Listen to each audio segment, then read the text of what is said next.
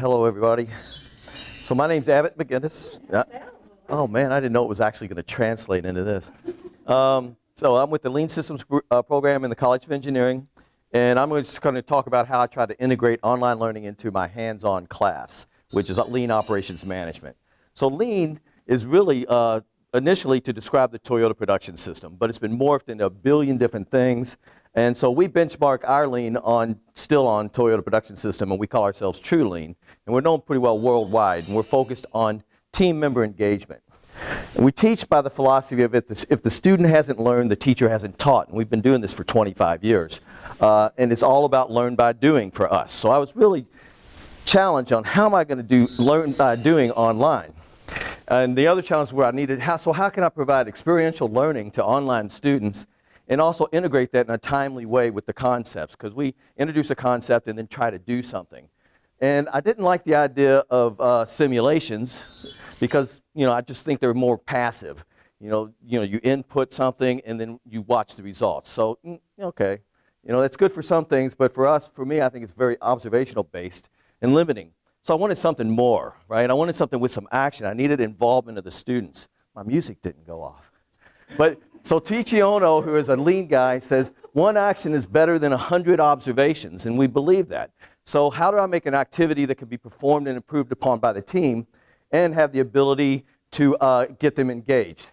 So the requirements I had was to create an environment for team engagement with interdependent activities and to provide process-oriented activities that we can apply Lean principles and practices to.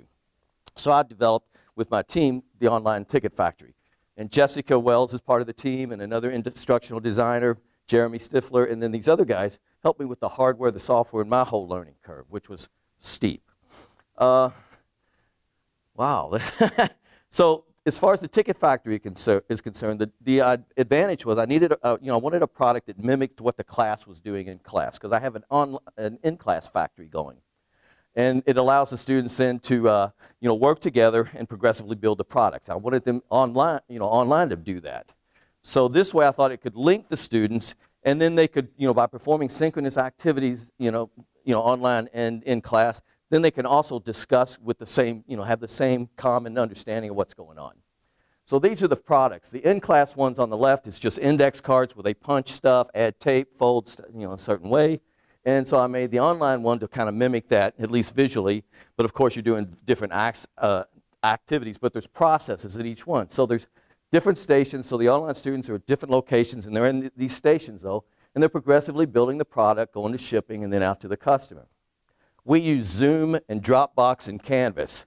So in Dropbox, we use that to, for the file. So each ticket is a file, and it's progressively worked upon as you go through these different folders as they move through the factory.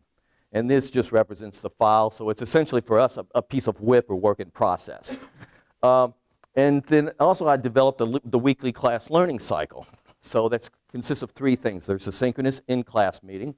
There's the asynchronous individual homework, which is an R&R, I call that. And then there's the team meeting, which is also synchronous for the team assignment. So in the in-class meeting, I would get the R&Rs and the team assignment material, and we would start the class with that as a review and discussion points. Then the new concept, we would apply it on the ticket factory, whether it's online or in the classroom.